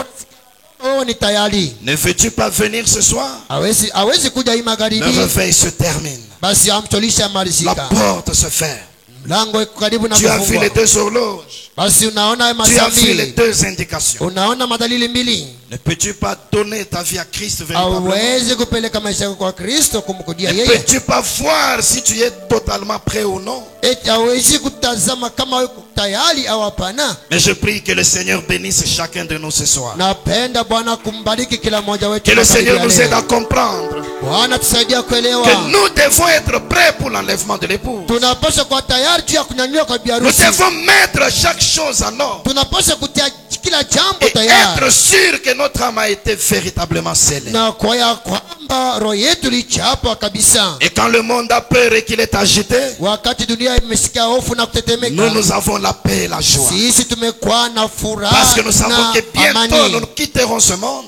Kwa ya kwamba muda si muda tutaenda tutatoka Avant que la duniani. première goutte de feu n'arrive, Mbele ya tona ya kwanza ya moto kufuka nous serons duniani. partis d'ici. Tutakapolishaenda Et nous disons, duniani. tout est déjà fini. Vyote vinasha kuisha. Reviens Seigneur. Rudi Bwana. Alors que nous chantons ces cantiques, Wakati tunaimba hii nyimbo, chacun de nous médite dans son cœur na kila mtu afikiri katika moyo wake. pour placer sa vie sur l'autel de Dieu. Kuja kutia maisha yake madhabahuni mwa Mungu. Gloire à toi, divin sauveur. Reviens, nous t'attendons. Utukufu kwako wewe Mwokozi mwema. Toi qui Rudi. abandonnes le ciel pour nous, Wewe ukaacha mbingu juu kwa ajili yetu. reviens vers tes enfants. Rudie kwa watoto wako. Nous t'attendons les cœurs brisés. Tunakusubiri mioyo yenye kufunika. Reviens Seigneur. Rudie Bwana. Nous chantons et puis nous parlons Seigneur. Tumeimba baada tunasema na sala.